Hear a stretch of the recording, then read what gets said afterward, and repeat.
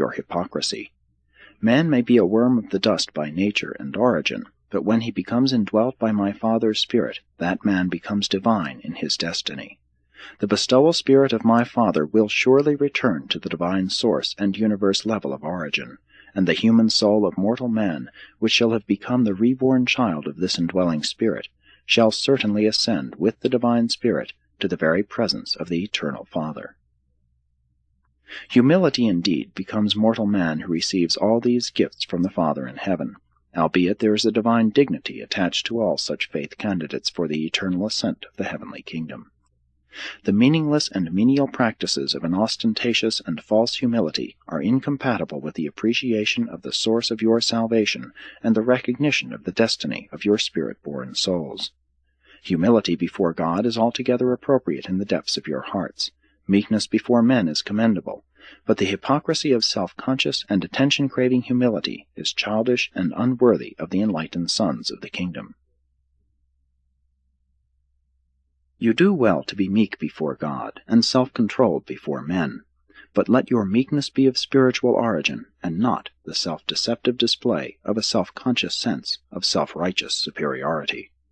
The prophet spoke advisedly when he said, "Walk humbly with God, for while the Father in heaven is the infinite and the eternal, he also dwells with him who is of a contrite mind and a humble spirit.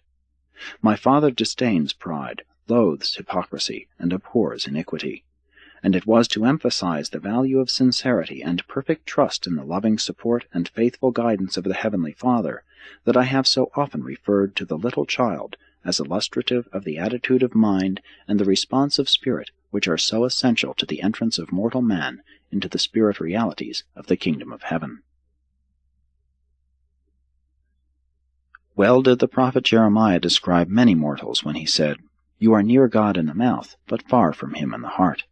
And have you not also read that direful warning of the prophet who said, "The priests thereof teach for hire, and the prophets thereof divine for money"? At the same time they profess piety and proclaim that the Lord is with them.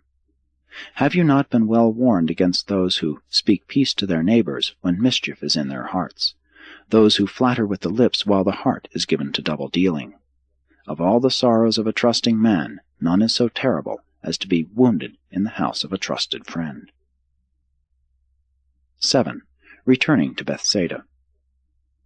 Andrew, in consultation with Simon Peter, and with the approval of Jesus, had instructed David at Bethsaida to dispatch messengers to the various preaching groups, with instructions to terminate the tour and return to Bethsaida sometime on Thursday, December 30. By supper time on that rainy day, all of the apostolic party and the teaching evangelists had arrived at the Zebedee home. The group remained together over the Sabbath day, being accommodated in the homes of Bethsaida and nearby Capernaum, after which the entire party was granted a 2 weeks' recess to go home to their families, visit their friends, or go fishing. The 2 or 3 days they were together in Bethsaida were, indeed, exhilarating and inspiring. Even the older teachers were edified by the young preachers as they narrated their experiences. Of the 117 evangelists who participated in this second preaching tour of Galilee, only about 75 survived the test of actual experience and were on hand to be assigned to service at the end of the 2 weeks' recess.